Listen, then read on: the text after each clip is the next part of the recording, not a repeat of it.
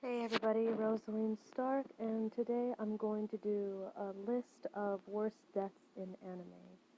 Now, before we get to the little list, I want to go ahead and point out that if I'm making weird noises, it's because I recently hurt my back after helping my mother lifting a compressor to take to my dad for work. Also, I want to point out that none of these lists are actually ranked. So if some may sound more brutal than others, then yeah, that's probably why. Another thing is that before I get into the video, I'm gonna go ahead and explain that these deaths are from stories, animes, and mangas that I've actually personally seen. So it's a personal list, not something that involves every single anime in the world out there. If I haven't seen it, then feel free to mention it in the comments and I'll go ahead and look into it, and probably if I ever do another list, I'm going to go ahead and add that. At pronouncing Chinese names, it is Guan Shang from Mo Dao Zushi. Now, Guan Shang was he was one of the fathers of one of the main characters. And well, this is going to be a little bit of a spoiler due to the fact that his death happened in the novel and not in the actual show yet. So this happens when he's like he's close to his his old age, and it's during this time where one of his illegitimate children, who has become sick and tired of the years that he spent never acknowledging him. So what he does is that he takes advantage of the fact that because Guan Shang is now older, he's getting weaker and weaker, and he's now become ill and somewhat bedridden. And it's there that his illegitimate son, Guang Yao, ends up hiring at least 12, I think, maybe 12 or 13 old, ugly prostitutes. And when his father realizes what's going on, he attempts to escape, which leads to Guan Yao tying his father to the bed and ordering the women to continue with the assault.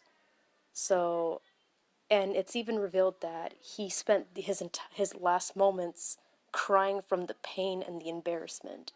He actually died in the middle, halfway through the rape. And the most disturbing part is that even after he died, his own son encouraged the remaining women to continue having sex with his corpse.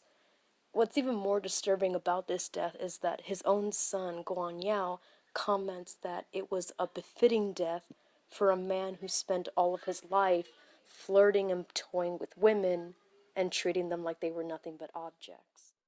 But the biggest irony involving Guan Shang's death is that when his death was discovered, it was believed that his death wasn't the result of him being murdered, but rather they thought people actually decided to believe that his death was the result of him wanting to experiment in his older years. So it took a long time for the truth involving his death to actually be revealed. And even then, some people still believe that, well, they knew he was a philanderer, so it was no surprise. Now, the next person on our list is actually an entire family. It is the Shimura family from My Hero Academia. They were the family of Tomura Shigaraki, and anyone who knows him will know that his quirk is decay, that anything he touches will rot as long as all 5 fingers are touching it. Now, in recent chapters, I actually discovered his past, which is kind of tragic. Growing up as a child, he was the youngest out of 2 siblings, and after an unfortunate misunderstanding where his sister blamed him for tampering with with the photo of their grandmother, which their father kept hidden, resulted with Tomura completely breaking down after his father, like always, abused him and had him stay outside. It's here at that moment where he accidentally kills his first victim, this being the family dog. And in a panic state, when his sister came to him in an attempt to apologize to him because she did feel guilty for pushing him under the bus, but when she saw what had happened to the family dog, she too panicked and ran from him. Tomura, who was in a state of shock, ended up not realizing that he was the one that killed the dog, and so he grabbed his sister and ended up accidentally killing her with his quirk. It it was then that his mother and his maternal grandparents would come outside, and he would accidentally kill them. And I think the most tragic one out of all of them was his mother, considering she acted out of her instincts as a mother, and she actually tried to approach her son, only to unfortunately fall victim to his quirk. And the final victim would end up being the one who inadvertently caused all of this, his father, Kotaro. Of course, being a small 5-year-old child, Tenko was extremely overwhelmed by shock and actually tried to approach his father, who, in a moment of fear, ended up reverting back to the way he always was, hitting his son in the head with some type of gardening tool. This actually caused something in Tomura to completely shift, and the one thing that I find ironic is that out of all of the family members he killed that day, his father was the only one whom he intentionally killed. But of course, the trauma of this actually caused him to forget what had really happened.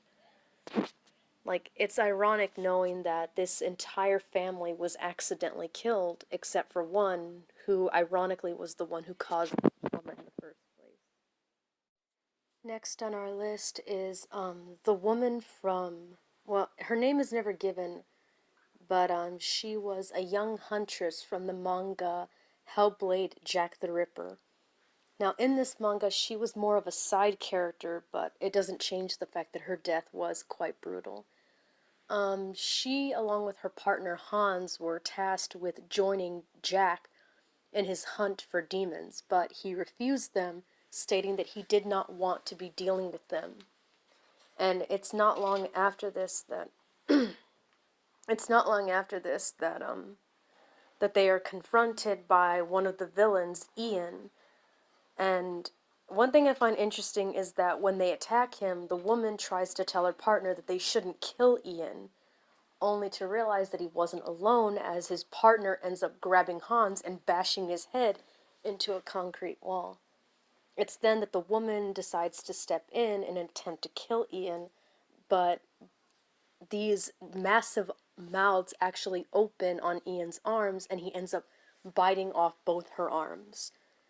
Now, originally I was going to add both characters onto the list in the terms of brutal deaths, but out of the two of them, the woman had it the worst. Whereas with Hans, the worst he received was being slammed into a wall, and he got shot in the head. In the end, it was decided that they would take the woman hostage in an attempt to get information out of her. It's here that she is stripped completely naked, suspended in the air by what's left of her arms, and she's being brutally tortured for any type of information that she might know.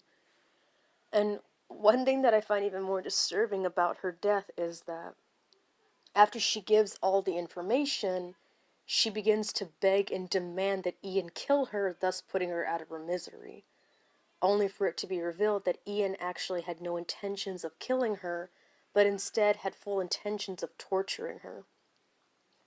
And when she acknowledges that she told him everything that she knew, therefore there was no reason for him to keep her alive, this is where the big twist comes, where, in the end, there was no point in her telling him this information, because Ian admits to her that even if she didn't know anything, he still would have kept her alive, simply because he likes to torture people.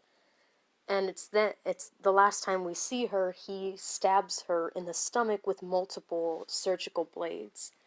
The last time she's actually seen is the aftermath, where her body is lying on the ground and both of her legs have been cut off just a little bit below the knee, and her body has been spread out with the blood from her arms to make it look like she's kind of like a demented angel, while Ian just stands over her body like it's the greatest masterpiece he's ever created.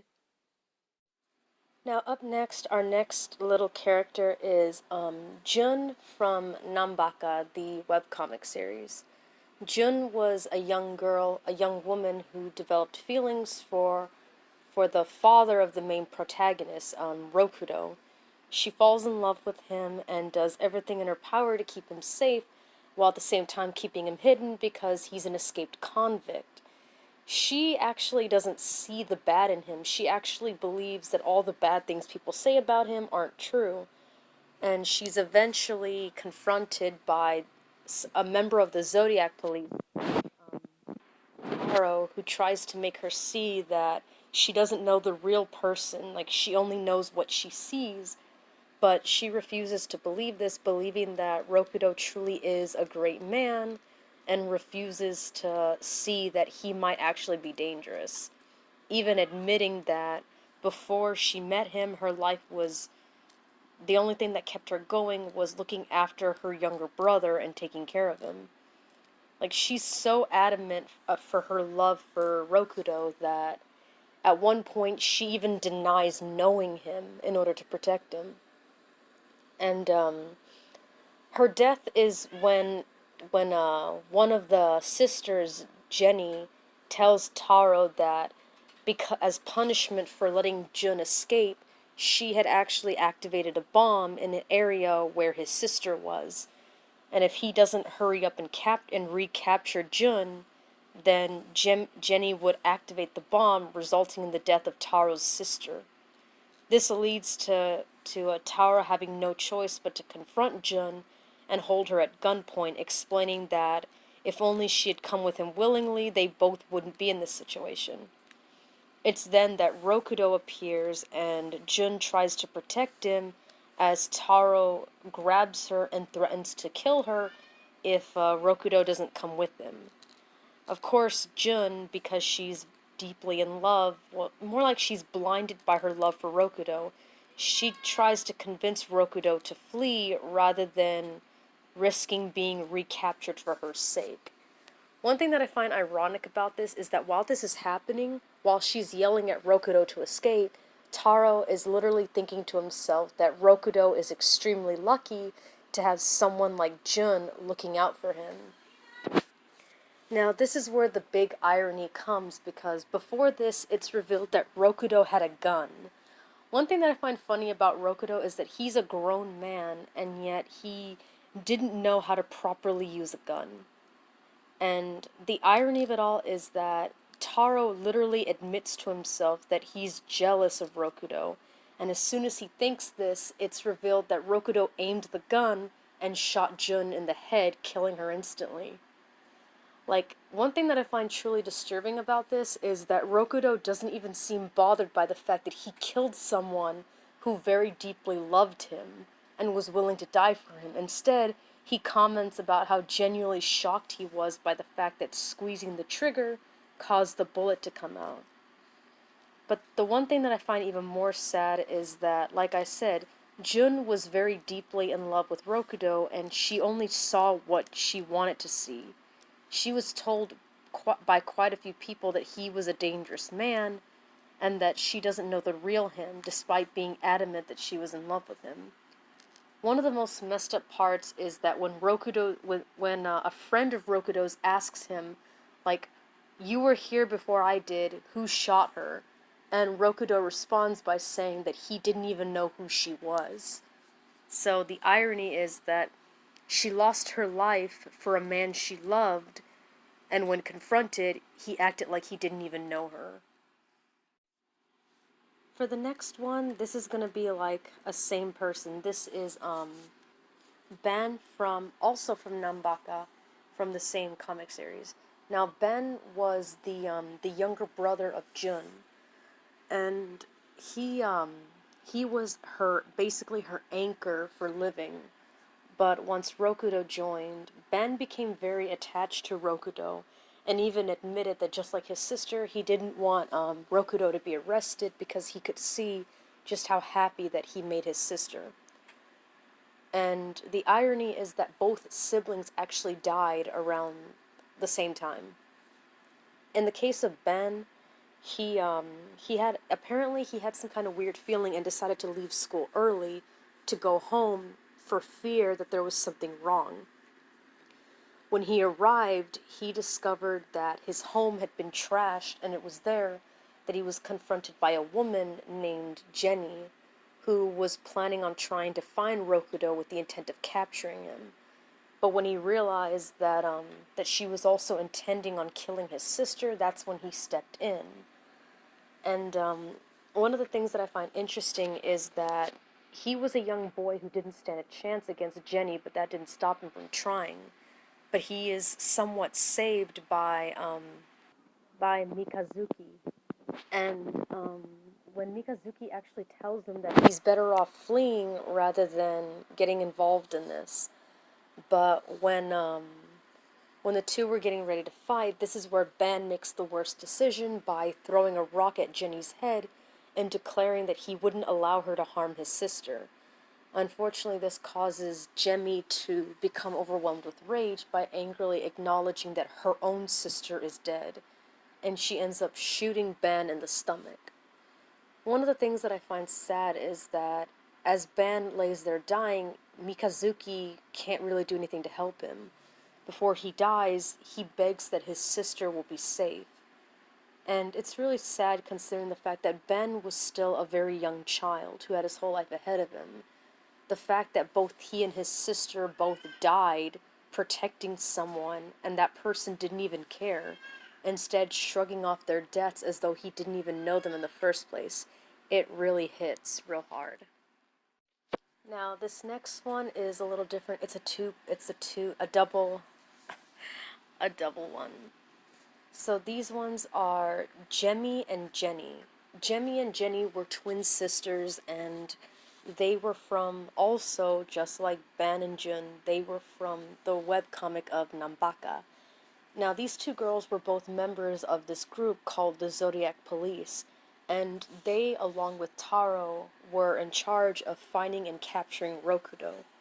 And it was during this time that the two twin sisters would end up face to face against another batch of twins, Mei and Ido. Mei and Ido, who were male assassins dressed as maids, and they were working for a different organization that was also tasked with trying to find and capture Rokudo. Now, in the beginning, because Mei and Ido's main job was to find Rokudo, they didn't really pay much attention to the girls and only fought them because they kept getting in the way. However, after realizing the situation, Mei and their boss would later inform them that there was a possibility that the Zodiac Police would harm Rokudo. And as a result, they were told that as a change of plan, instead to kill every single member of the Zodiac Police. It's here that Mei and Ido finally take it seriously against Jemmy and Jenny, and the two sisters are now up against two men who now have full intentions of killing them.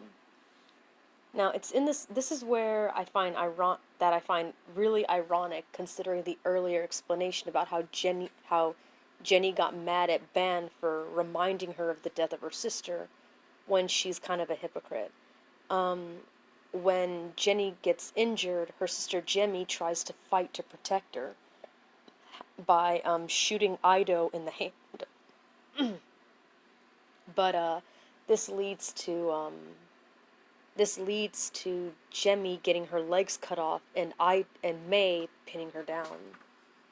And it's here that he tells her that the person who hired her should have been more careful when hiring people, and instead should have hired people that were like him and his brother.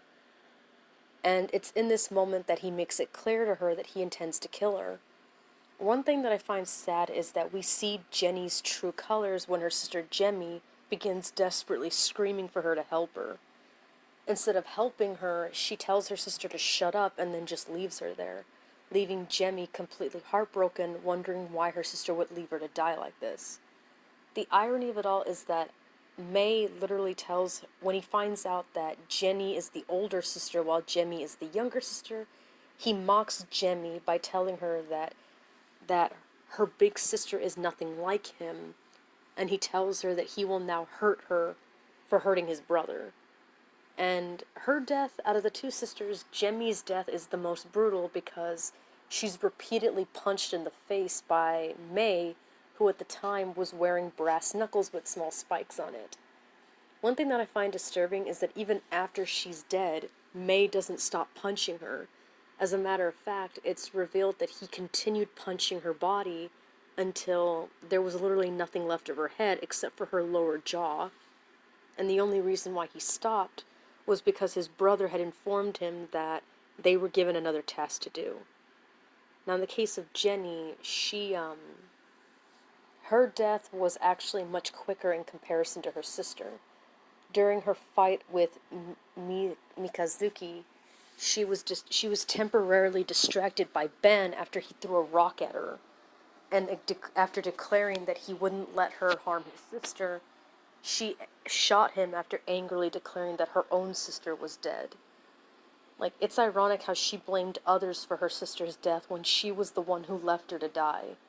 But it was this distraction that allowed Mikazuki to cut her into millions of little pieces, thus putting an end to the little psycho.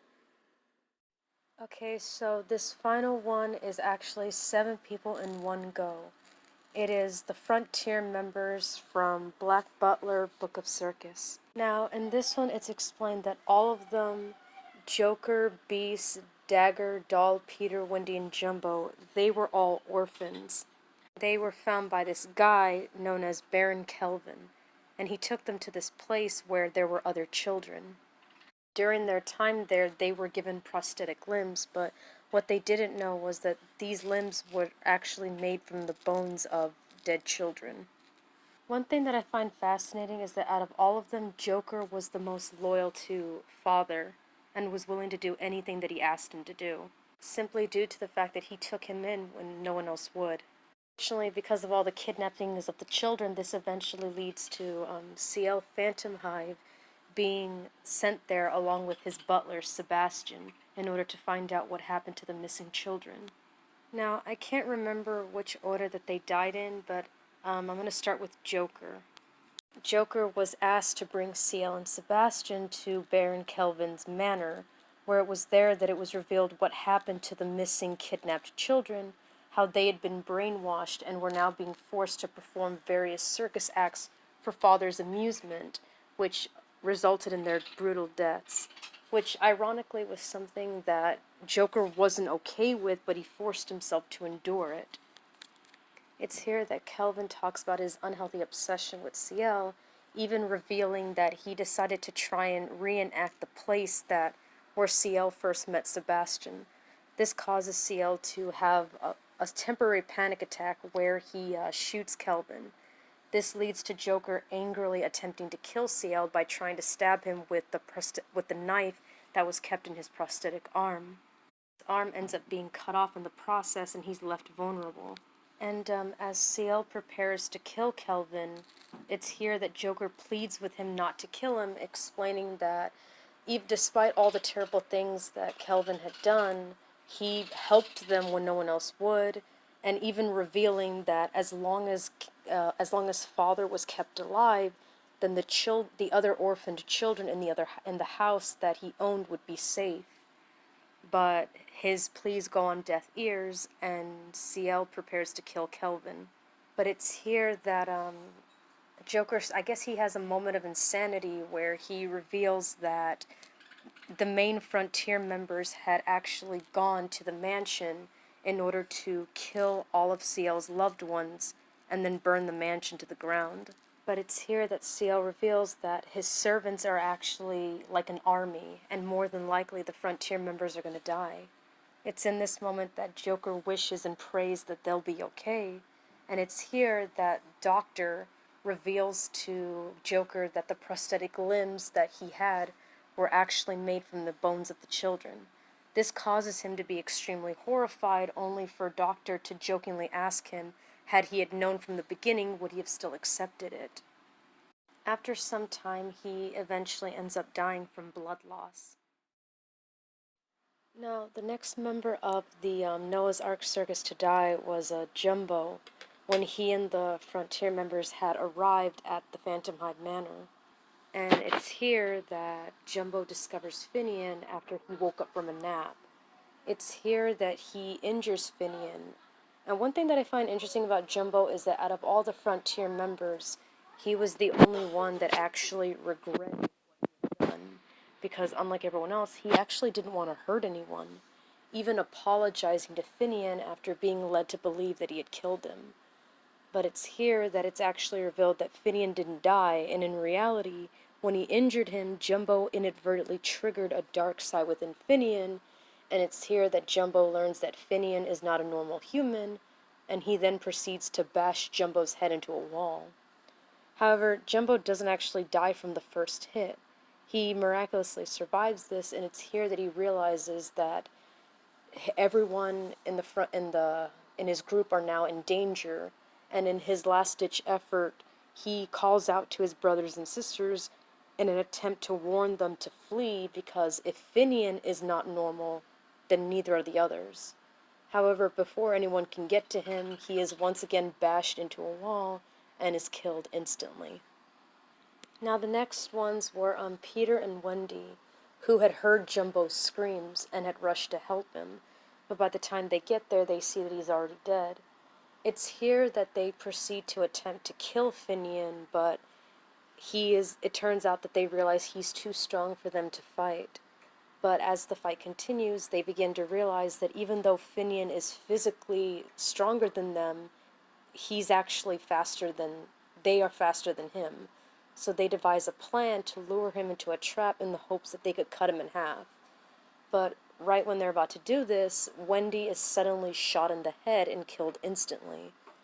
Right when Peter's about to approach her body, he's nearly shot, and it's here that he realizes that there's a sniper. And he tries to locate them, unaware that it's Mayrin, the maid, and he begins to realize that Mayrin is more dangerous than Finian, and he plans to go to try and find Beast and Dagger in the hopes of regrouping so that they could escape. However, as he's attempting to escape, he fails to realize that Mayrin has him in her sights, and she ends up shooting him, sending him flying into a nearby window, where he is killed instantly on impact. The next ones were Beast and Dagger, and it's after they avoid fighting with Finian, who throws statues at them. They are lured into the kitchen, where they attempt to kill Bard Roy, who was waiting for them. It's here that Bard Roy explains that for a chef, his greatest place is his kitchen, and it's here that it's revealed that he had a machine gun and starts shooting at them. However, out of the two of them, it's Dagger who takes most of the injuries, because he used his body to shield Beast from the injuries. It's here that he ends up dying in her arms and tells her to flee the place and to go find Joker. Up next after this is Beast, who, it's here that, Dagger declares that she won't forgive Bard Roy for killing basically her brother. But it's here that she fails to realize that she was lured into a trap, where they end up leading her to this room that is full of flour. And it's here that Bard Roy reveals that the thinner it is, the easier it can burn. And that because she's now in a room filled with the dust of the flour, all it'll take is one spark, and it's here that he throws a lighter and it causes a large explosion, killing her instantly. Now, the last one to die was Doll, and this is where she approaches Ciel after the mansion has been burned down, and it's here that he reveals to her his true identity and reveals to her that he killed Joker and that everyone else is dead. This causes her to completely break down, because she trusted Ciel, and in her eyes, all the Frontier members were her family. And this causes her to not only realize that every moment she spent with Ciel was fake, it only causes her to break down more, and it's here that she takes out a knife and attempts to kill him. Now, it's never revealed exactly how she died, but it was confirmed that Ciel orders Sebastian to kill her, but it's never acknowledged about how she died.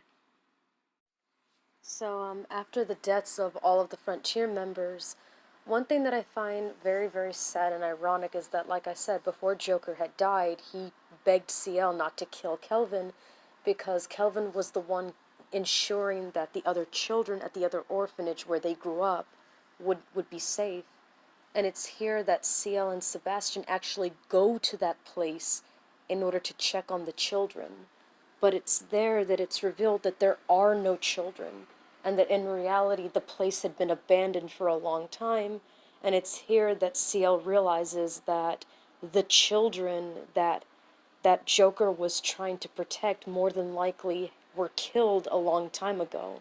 But he didn't know that. He had no way of knowing. And this causes CL to find it ironic that Joker literally wasted his life fighting to protect people that were already dead. Now, one of the biggest ironies is that if they had actually met CL rather than Kelvin, I think their lives could have been actually much better, considering the fact that the only remaining member, Snake, he actually ends up being welcomed into the Phantom Hive Manor, and he's accepted.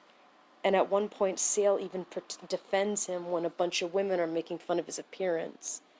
It's really ironic when you think about the fact that Snake is unknowingly living happily with the people who killed basically his family. And so, this is all of the anime manga's death that I can think of at the top of my head. Hopefully anyone who watches this video can make some suggestions so that I can possibly make another list like this. But anyway, hope you guys have a good day, and I hope my spine heals up quickly. Have a good day, everyone.